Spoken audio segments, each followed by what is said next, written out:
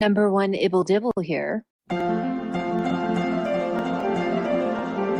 Hello, friends. So today I wanted to weigh in with my, as usual, lukewarm days old take on the royal reconciliation. Will they or won't they? This is a listen only video. Of course, I've included pictures, but you don't need them to understand what I'm saying. There are three parts to this video. First, a discussion of the contentions around defining or redefining reconciliation. Second, the metaphysical, including psychological and emotional battleground. And finally, the nitty gritty, my personal speculation about what happened leading up to and at the Royal Overseas League meeting. First, let's set the goalposts.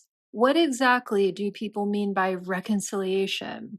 While I do believe Charles is a sentimental person who is not going to die without seeing his son again, it's clear he's not eager to rehabilitate Harry in the public eye at the expense of the royal family's reputation. So, I expect that leading up to and just following his death, Harry will be invited under whatever conditions William is best able to contain him. As in, Harry will be invited through an intermediary, so Charles and William's words cannot be used against them or shared with the world. He will be given royal transport and security in order to ensure he isn't wearing a wire and doesn't have camera people in tow. It will be indoors at a location long lenses can't reach, in a residence with a smaller and more loyal staff, far less easily blamed for any leak than the cadre at Buckingham Palace, Kensington Palace, Windsor Castle, etc. I think they know that Harry won't sign an NDA and would blow them up in the press for even asking. He'd probably sell the memo itself, but I'm sure they'll go through the song and dance of making a gentleman's agreement that Harry won't spill, knowing full well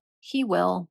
I think they also know that Harry may demand Meghan accompany him and will have individual containment measures in place for her as well. Following these final arrangements, I believe they'll be invited to the bare minimum: Charles's funeral, William's coronation, nothing else. Here, we're keen royal observers, so we know how really left out Harry is. A casual observer of the royals might not. Not being invited to trooping means you're really not welcome. Non-working royals on good terms are invited to stand on the balcony all the time. Not getting invited to Sandringham, even with the expectation that they wouldn't accept anyway, also a really bad sign. If Charles caves and permits Harry and Meghan to be filmed walking into St. Mary Magdalene one last time, that's not reconciliation. It's polite tolerance at best. Regarding personal versus professional reconciliation, some people think it's possible for there to be one without the other, though even the most superficial exploration of the concept discounts it. Harry simply can't be trusted.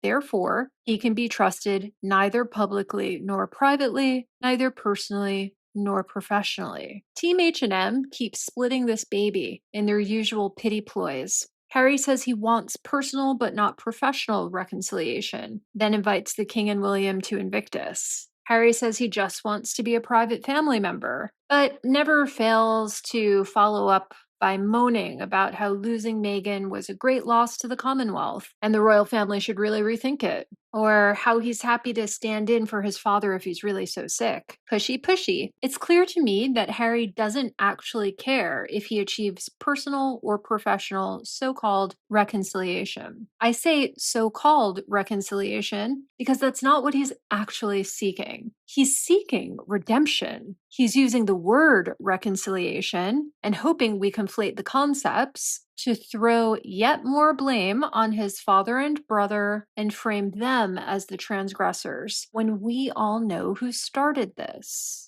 I honestly doubt he even misses his birth family very much. His many and various bitter anecdotes in Spare told us exactly how he feels about his father and his brother. He misses his status. Pre-Meghan, in the UK, no one would have turned down a meeting with Prince Harry. No one would have left him off their invite list. Things are very different now. He doesn't even particularly want genuine redemption. He wants to redeem himself just enough to get back that social status and lifestyle he gave up. It seems like William feels disgusted and betrayed by him, and Charles doesn't have time for him. So In my opinion, there is no and will never be redemption or reconciliation beyond the most superficial. You can't undrop a teapot, even if Harry came to his senses, divorced Meghan tomorrow, prevailed upon Princess Eugenie or someone like her to host him on royal grounds, and spent a few good years confessing and atoning, publicly and privately. Spare cannot be unpublished. Harry and Meghan on Netflix can't be unseen or unheard, and that's just the beginning. This has been going on for so long. It may have started with Oprah, but his most recent BBC interview was the same old song. It's actually very tough for me to watch. Does he imagine there's a universe where he can be embraced by his family while giving interviews like this? Is that what he means by half in, half out? Is that what he means by personal reconciliation and professional separation?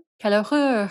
Completely anecdotally, in my personal experience, accuse me of projecting all you want. It's probably true. And I'd love to hear your properly anonymized personal experiences with this as well. People who turn on their family and friends to prove loyalty to a partner and maintain those beliefs and behaviors over several years usually don't come to their senses, even long after they've broken up with said partner. They can't admit to themselves that they were manipulated so deftly for so long, or they begin to believe that manipulation is a normal ingredient in the enchantment of love. They do come crawling back to the family and friends they had before the relationship, but almost never directly admit they were wrong about their significant other or much they agreed with that person about. They don't even want to talk about it, forget being asked to admit any faults. And they expect their family and friends to pity them and let it all slide, simply because they were burned so badly. They certainly don't want to be reminded of the years of distress they caused their family and friends, because it makes them feel even lower than they already do. Whether they were naive, gullible, vulnerable, or a combination of the three when they were first swept off their feet by their future abuser, they viewed themselves not as creators of their own reality, but as comparison shoppers of potential realities envisioned for them by others. They're so short-sighted and/or insecure, and I don't mean that as an insult, just an observation, that they genuinely can't tell the difference between a deal too good to miss and a deal too good to be true. If anyone from their past dares question the future they're so excited about, they really believe it's because they're jealous, don't want them to be happy, suffering themselves, essentially hateful, can't let go, or are themselves consciously or subconsciously abusive. I'd bet good money that what Harry thinks of William perfectly parallels what the Sugars accuse us sane royal observers of being and doing. In the past, Charles and William have created safe, consistent, affirming, enjoyable normals for Harry. But insecure, vindictive Harry felt he needed to sort out exactly how much of that stemmed from true love and care, and how much of it was, to quote his endearing wife, the most efficient way for them to live.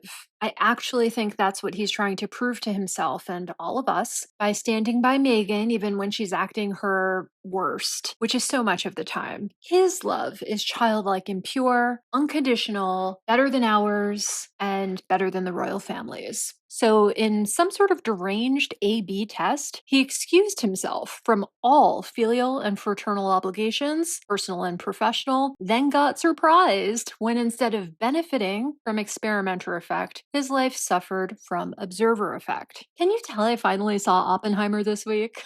Harry doesn't know the difference between a chemical change and a physical change. Harry doesn't know the difference between classical mechanics and quantum mechanics. Harry doesn't even know what lab he's in. I think most of us tested our YA novel concepts of unconditional love on equally confused and inexperienced romantic partners when we were quite young, not our 40-year-old siblings as we approached that age. Harry still doesn't acknowledge himself as a creator of his own reality. He still assumes it is the responsibility and role of his father and brother to continue to create comfortable new normals for him, and their failure to do so is proof they don't love him or care about him. It's not. And sometimes grown-ups need to say no because we really want to give you what you want, but we just can't because it's not good for you, sweetie.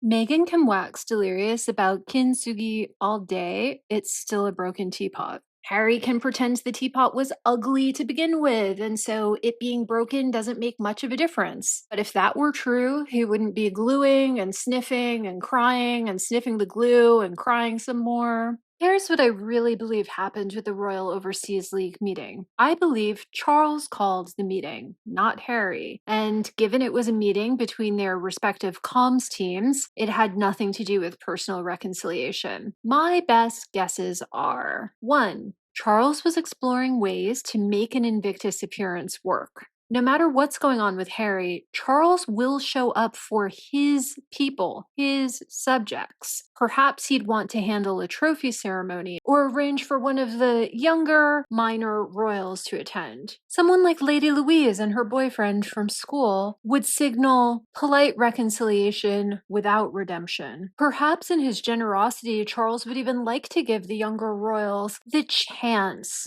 to befriend Harry and support his charitable endeavors. Invictus is exactly the kind of event the younger royals would typically love to support, but obviously none of them will if they don't think Charles would approve. If Charles asks them to attend, they need not worry about asking him to attend, and everyone might be happier for it. I think this is a strong possibility. Number 2, perhaps Charles's team is making arrangements for his passing and contacting Harry's team to set expectations.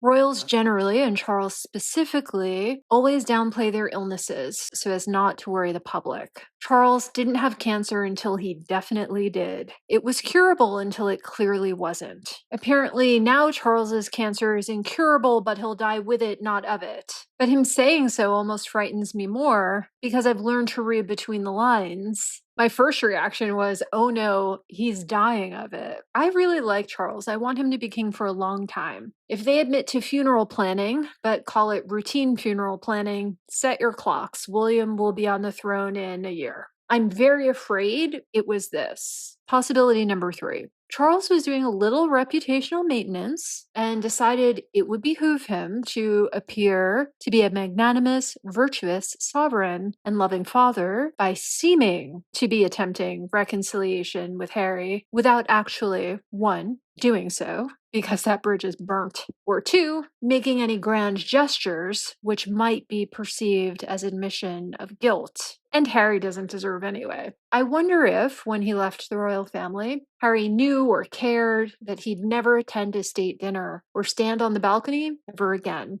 I don't think he thought that far in advance. Charles certainly did. Charles knew H&M's side would leak, so all he had to do was send his most stone-faced aide with instructions to drink as much wine as required to smile and nod at these imbeciles for an hour. And as predicted, it worked. Yet again, H&M called the paparazzi on themselves, and in doing so, they redeemed Charles just as much or more than they redeemed themselves. Charles doesn't look the neglectful father. He looks like someone who has given Harry every chance to have a relationship with him at every level, from beloved and highly valued right-hand man to the future king, all the way down to malicious frenemy. But no matter how low Charles sets the bar, Harry manages to disappoint him every time. The look on Tobin's face really says it all, and I think Charles knew it would. Let me know in the comments below, what do you think they chatted about at the Royal Overseas League? And who do you think asked for the meeting? Toodles! Don't forget to like, share, and subscribe.